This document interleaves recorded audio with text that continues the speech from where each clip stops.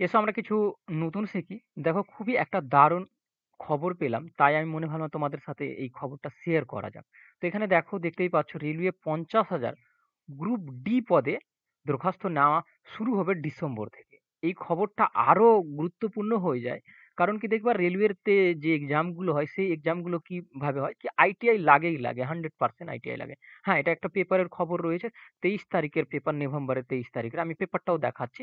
হলে আমি এই যে গ্রুপ রয়েছে আমাদের হোয়াটসঅ্যাপ গ্রুপ, টেলিগ্রাম গ্রুপ সেখানে আমি প্রোভাইড করে দেবো এই পেপারটা। হ্যাঁ, যে কথাটা বলছিলাম আইটিআই লাগে প্রত্যেকটা রেলওয়ে যে এইগুলো ফর্ম ফিল আপ গুলো যেগুলোতে হয় আইটিআই মাস্টলি দরকার হয়ই হয়। বাট এটা একটা এমন এক্সাম হতে চলেছে সেটাতে আইটিআই ছাড়াই হবে কিন্তু। দেখো গ্রুপ ডি পদে আইটিআই ছাড়াই কিন্তু এই এক্সামটা হবে। আমি পেপারটা দেখাচ্ছি, ক্লিয়ার?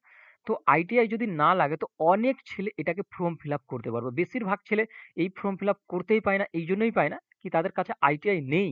বাট এবার কিন্তু আর ওই ব্যাপারটা থাকলো না, এবার কিন্তু আইটিআই লাগবে না, তারা কিন্তু অ্যাপ্লাই করতে পারবে, ইজিলি অ্যাপ্লাই করতে পারবে।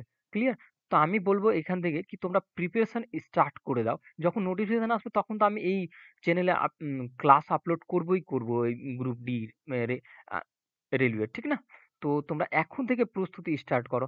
সেই প্র্যাকটিস ক্লাসগুলো আমি যখনই নোটিফিকেশন পাবো তখন দিয়ে দেবো। দিতে স্টার্ট করে দেবো। যেরকম এসএসসি জিডির আমি ক্লাসগুলো প্রোভাইড করছি সেইভাবে করে। তো দেখো আমি পেপারটা দেখিয়ে দিচ্ছি তোমাদের তোমাদেরকে। চলো।